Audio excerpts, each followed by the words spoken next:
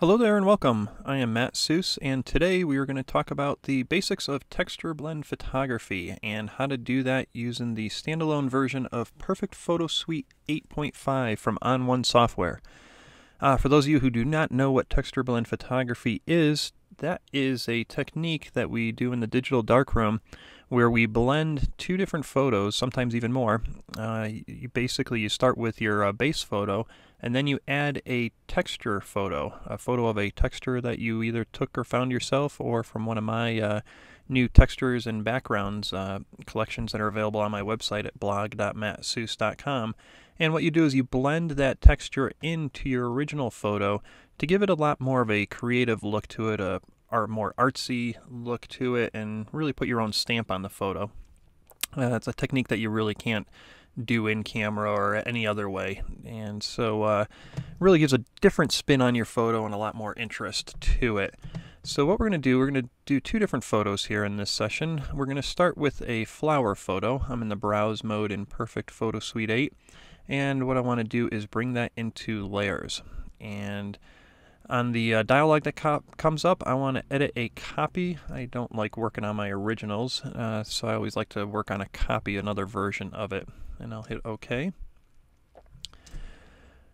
Alright, so I want to add a texture to this layer here, or to this photo. And let me open up my panel on the left-hand side there. If you open up that in the layers under the extras and go down into textures, I have a bunch of my texture sets already loaded into Perfect Photo Suite 8.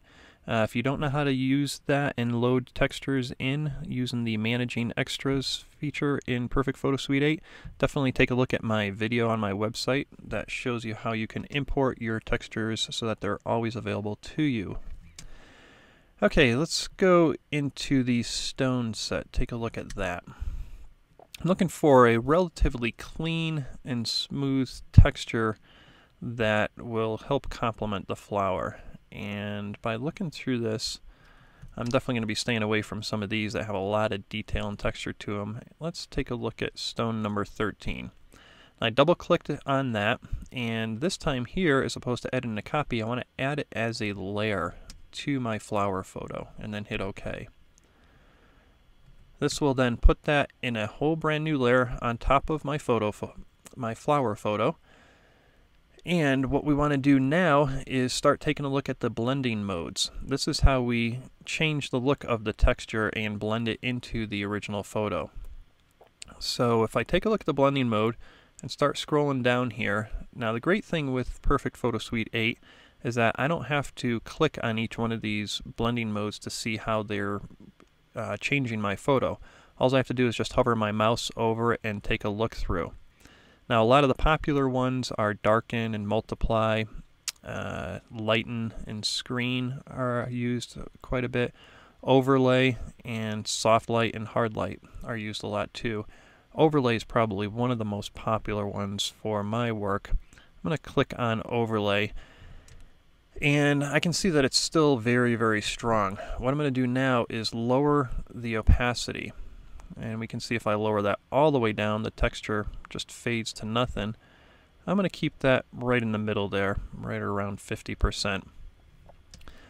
I don't like all the extra texture that it put in the flower, so there's an easy way to remove that. I'm going to go right up over into here in my toolbar and select the masking brush. I'm going to take a look at my settings up on top. It's enabled for my Wacom tablet. And what I want to do is select Perfect Brush. And I'm going to lower my opacity and probably down into 60. I'm going to increase my brush size using the bracket keys on my keyboard as a shortcut. And by using the Perfect Brush, as long as I start in the purple area, if I go out of the purple area, it's not going to affect those surrounding colors.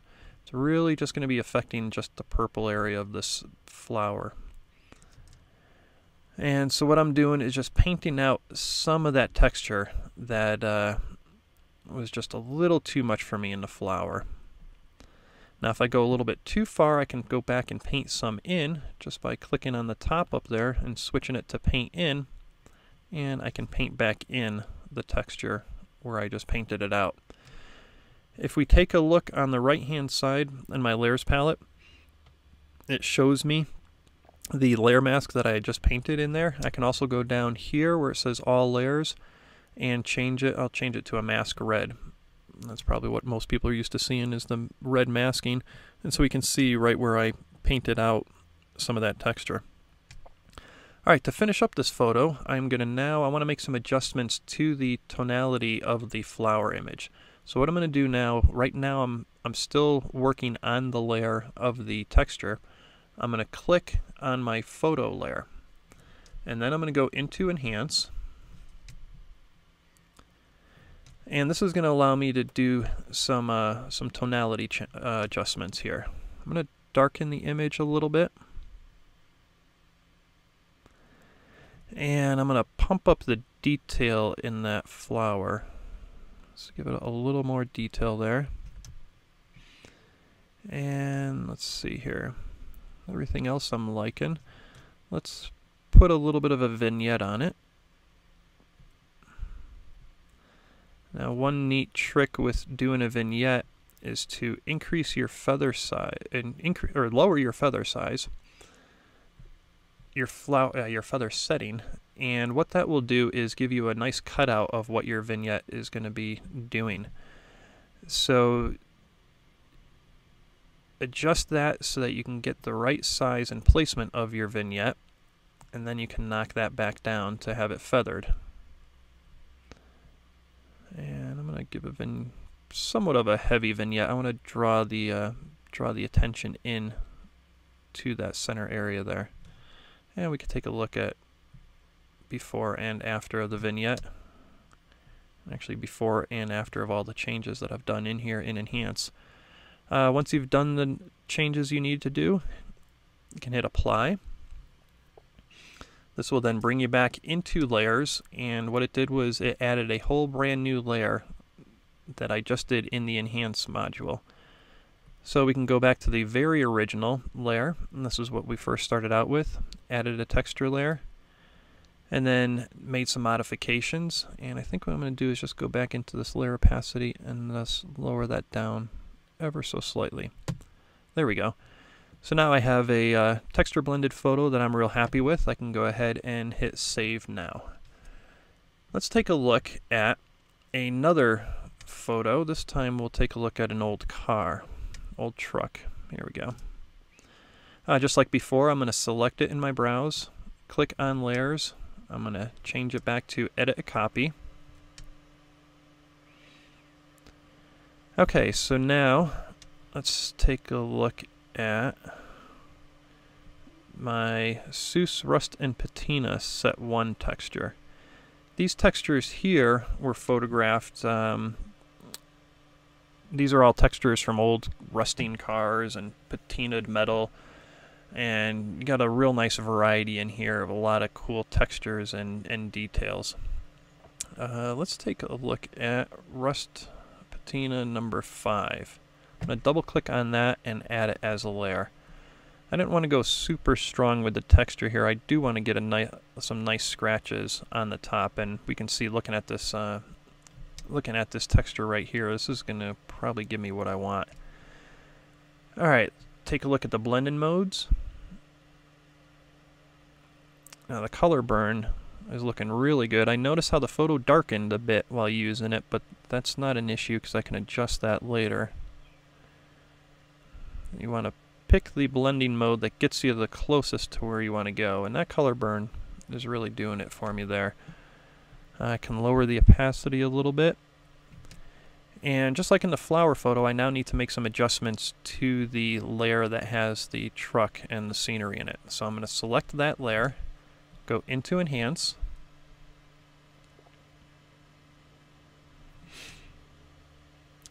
okay, so this time I want to brighten this image up a little bit,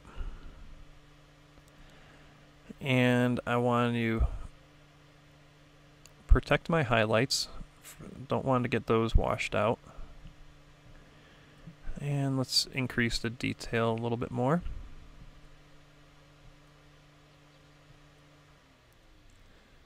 And we'll take a look at a vignette. It already has a vignette to it, so I'm probably not going to want to go too much more with it, but just to help it out a little.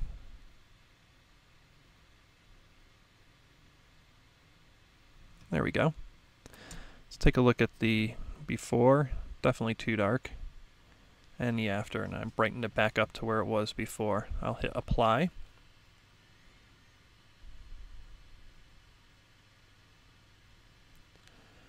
And there we go. We are now back in layers, and we can take a look at the before and after. Now if you notice, I had another layer hidden down here before. That layer was the very, very original that I had.